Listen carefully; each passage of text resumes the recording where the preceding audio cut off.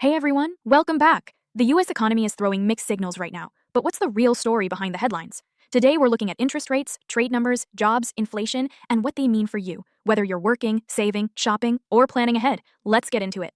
The Federal Reserve has decided to hold interest rates steady at 4.25% to 4.5%. This move signals caution. Fed Chair Jerome Powell said they're watching inflation and global uncertainties, especially tariffs, before making the next move. So what does that mean for you? It means credit card rates, mortgages, and small business loans will likely stay where they are, for now. But if inflation ticks up, rate hikes could come back later this year. Markets breathed a little easier.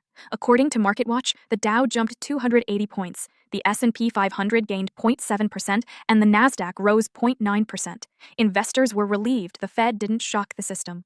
That means 401ks and IRAs may have seen a small bump, but volatility remains. Keep watching. Here's the jaw dropper. The U.S. trade deficit hit a record $140.5 billion in March, up 14% from the previous month. That's from Reuters.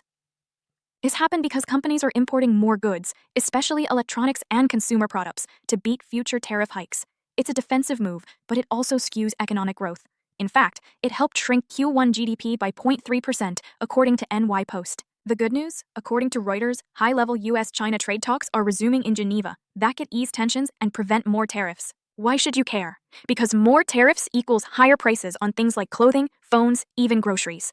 If talks go well, it could stabilize prices and ease global supply chains.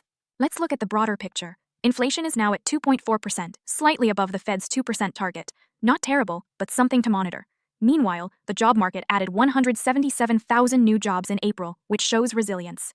So while GDP dipped, jobs are still growing and consumer spending hasn't collapsed. It's a slowdown, not a breakdown. Here's the bottom line. In the short term, we may see slower growth, modest price increases, and cautious consumer behavior. That might mean less travel, fewer big purchases, and more budget-conscious shopping. In the long term, if trade tensions ease and inflation stays under control, we could see a soft landing, a gradual return to stronger growth without a full-blown recession. That's why it's key to stay informed, not afraid. Take smart actions, build savings, manage credit wisely, and keep learning how economic shifts affect your world. Thanks for watching. If this helped make sense of the noise, give it a like and follow. We'll keep breaking it down with real numbers, clear insights, and zero hype. See you next time.